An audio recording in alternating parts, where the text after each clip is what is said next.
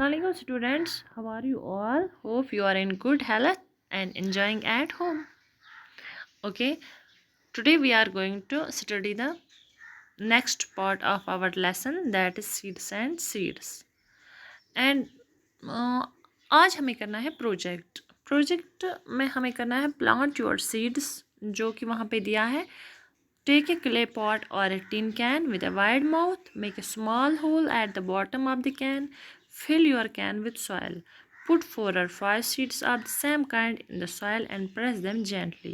Different group can plant different kinds of seeds such as mustard, fenugreek, sesame or coriander. तो ये बोल रहे हैं, जो बुक पे हमें दिया गया है कि हमें एक क्ले पॉट लेना है, जो एक बर्तन होता है, हमारे घर में भी होता है मिट्टी का बर्तन, तो वही लेना है, कोई भी छोटा सा. तो उसको टाई करना, और कोई टिन भी ले सकते हैं जिसका मतलब, लेकिन जो मुंह हो उसका वो बड़ा सा हो, आगे से बिल्कुल वैसा टिन नहीं हो जो ऊपर से छोटा हो, बड़ा सा. तो इसके बॉटम पे हमें स्मॉल होल जैसा बनाना है नीचे से. फिर इसमें मिट्टी डालनी है. उसके बाद इसमें 4-5 सीड्स, जैसे हम गमले में डालते हैं 4-5 सीड्स डालने हैं. लेकिन मतलब एक क्लास में अगर ज़्यादा बच्चे हो तो कुछ बच्चे एक टाइप के सीड्स डाल सकते हैं, कुछ बच्चे दूसरे टाइप के सीड्स डाल सकते हैं, जैसे सरसों के सीड्स, मेथी के, तिल के, धनिया के. तो उसके बाद आपको एक ये जो एक्टिविटी है, ये जो प्रोजेक्ट है, इसमें लिखना है घर पे, जैसे आप नॉर्मली भी मतलब फूलों के जो पौधे हमारे पास होते हैं उनके बीज डालते हैं गमले में, तो वैसे ही बच्चों आपको ये देखना है कि जैसे मतलब सीड का क्या नाम है. The date on which you planted them, किस डेट पे आपने उनको बोया.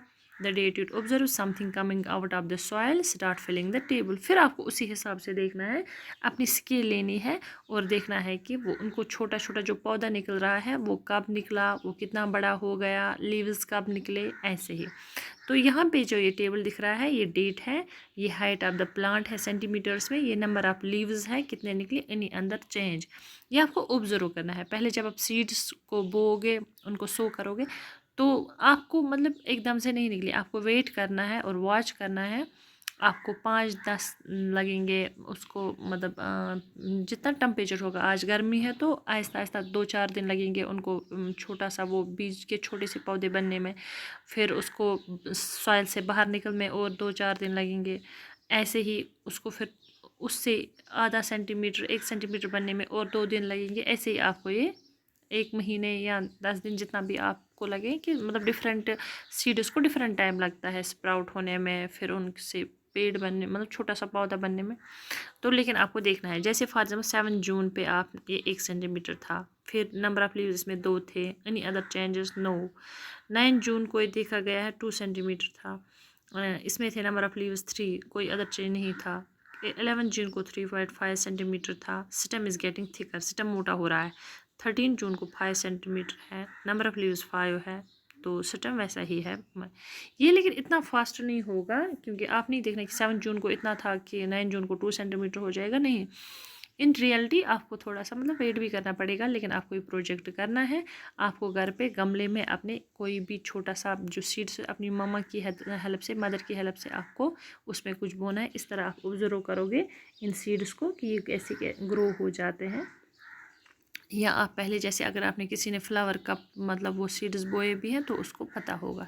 फिर आपको ये चार्ट बनाना है अपनी नोटबुक पे.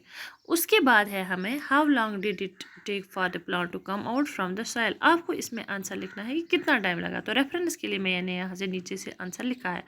उसके बाद है second question, what was the difference in the height of the plant on the first and second day. उसके बाद है on which day did the height of the plant increase the most. Did new leaves come out of the plant every day? Was there any change in the stem of the plant? तो इसका answer है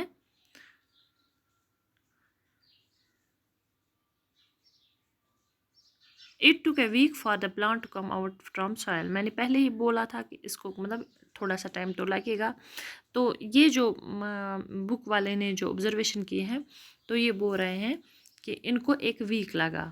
ये reference के लिए है ये answer. Difference in the height of the plant on the first day and second day was about 1 centimetre. Height of the plant increase the most on the 14th day 13 June after sowing the seeds.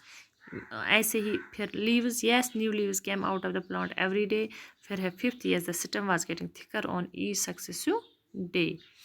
तो ये है कि मतलब जो plant है इसकी complete observation है कि कितना टाइम इसको सॉइल से बाहर आने में लगा, कितना टाइम इसको थोड़ा सा बड़ा होने में लगा, कितना टाइम इसको लीव्स निकलने में लगा, और कितना टाइम इसको मतलब फिर स्टेम जो था वो कब मोटा हो गया और इसको कितना लगा। उसके बाद है discuss which seeds to the most number of days for the stem to come out of the soil and which seeds to the least days to come out of the soil.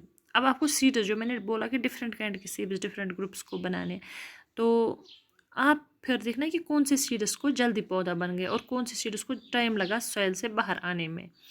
तो which seeds did not grow कोई at all and Y, और कोई seed मतलब उसको पौधा ही नहीं बना, क्यों बना ये भी आपको लिखना है। क्या उसमें पानी नहीं था, मॉइस्चर नहीं था, सनलाइट में नहीं रखा था, तो what was the exact problem. Did anyone plant dry up और turn yellow, why did this happen. तो आपको उसके बाद लिखना है कि क्या कोई प्लांट जो है वो खुश्क हो गया और वो मतलब जैसे वो ड्राई हो जाता है, फिर मतलब विदर हो जाते हैं उसके वो लीव्स, जैसे उसको पानी ही नहीं मिलता है वैसे ही, और फिर येलो हो जाता है, जर्द पड़ जाता है, फिर ख़त्म हो जाता है। और इसको क्या हुआ, what would happen if the plant do not get water. और आपको ये भी लिखना है कि अगर किसी पानी मतलब प्लांट ऐसा कोई होगा उसको हम पानी नहीं डालेंगे तो उसको क्या होगा। सिसेमिट seeds to the most number of days for the system to come out of the soil. ये आंसर्स लेकिन सिर्फ रेफरेंस के लिए, आपको खुद से आंसर्स लिखने हैं। Mustard seeds to at least to the least days to come out of, मतलब इसका मतलब है जो मस्टर्ड, जो जिसको हम कश्मीरी में तिल गोगुल भी कहते हैं, तो वो सीड जो है वो जल्दी बाहर आए से। All the seeds had grown well however they would not have grown if they had not got proper air and water. उनको जब मतलब सब अच्छे से आए बाहर, लेकिन अगर उनको पूरा वो एयर और वाटर नहीं मिला होता तो वो नहीं आए होते। Yes one of my friend plant turned yellow as he did not keep it in the sunlight. तो मतलब एयर भी ज़रूरी है, सनलाइट भी ज़रूरी है, वाटर भी ज़रूरी है, सॉइल का अच्छा होना भी ज़रूरी है। If plant do not get water they will dry up. तो ये कॉमन सेंस आंसर है, बट आपको खुद से अब मतलब जब हम पढ़ते हैं तो हमें इतना पता नहीं रहता है, जब हम एक्टिविटी करते हैं हमें हमेशा याद रहता है कि प्लांट्स के लिए क्या चीज़ नेसेसरी है और क्यों कोई चीज़ ना मिलने पर प्लांट ख़त्म हो गया, ख़राब हो गया। तो स्ट्रेट फ्रॉम योर हार्ट है। उसके बाद what's inside the seed, how does a big plant grow from a tiny seed. तो there are cotyledons and embryo lying inside the seed. The tiny seed absorbs water and nutrients from the ground and grows into a big plant. तो ये आज के लिए इतना है। आपको मैं मतलब बाकी जो क्वेश्चन है और बाकी जो मतलब लेसन है हाफ द लेसन वो हम कल पढ़ेंगे इंशाल्लाह। तो तब तक आप ये जो प्रोजेक्ट है ये आप करना नेक्स्ट वीक तक जितना भी टाइम लगे। थैंक्स।